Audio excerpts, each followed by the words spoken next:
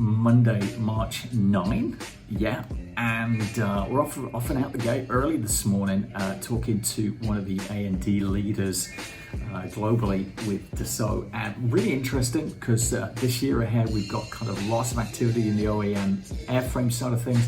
Defense is going pretty crazy, lots happening in that area, and going to be looking at the aftermarket. We've got some capabilities in that area, but we really want to kind of expand that out now. So lots happening in that.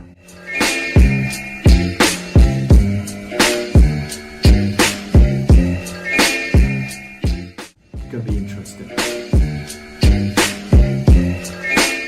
Well, I was meant to be on my way to San Diego this morning, but no stopping around in Laguna Hills, but hoping to get with Bernard Pranan, the CATIA Worldwide Partner, a couple of customers to meet, but may just do something on video conference instead.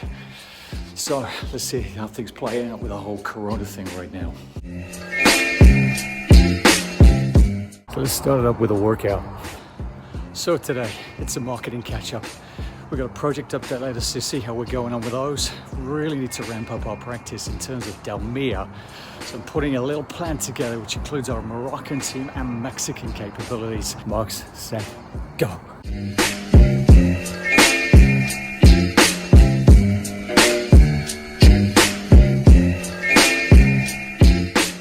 So a little news, GM is reviving the Hummer, this time as an EV. You may have seen the Super Bowl ad.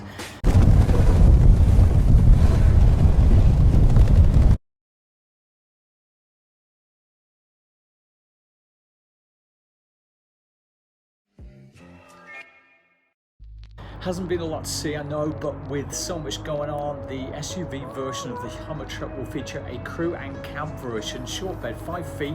Both Hummer models will feature removable target tops, and the panels will store neatly in the front trunk, or frunk as we cool people like to call it.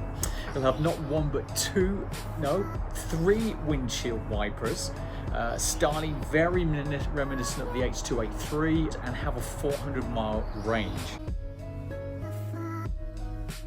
Just spent a few hours over the weekend blogging around Automotive 4.0 and EVs. Are they truly sustainable? It's a big debate.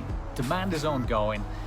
It's really starting to move, but holistically, does it really help with environmentalism? Well, with EVs, subscription and AV transportation coming through, we're making a huge difference.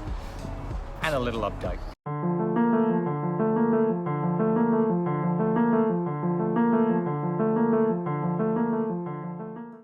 Waymo has just said it's cut its sensors by half, along with a range improvement. Now, this is big because one of the biggest design issues, see my blog link below, is the cost of sensors and their reduction in size for autonomous vehicles, which Tesla seems to have done well, and now Waymo is doing well for their fleet of Jaguar I-Paces. They're increasing the range of LiDARs to 300 meters and their cameras to 500 meters. It's a big impact. It brings the cost down, allows them to be embedded in the vehicle so it's aesthetically pleasing, pretty well hidden.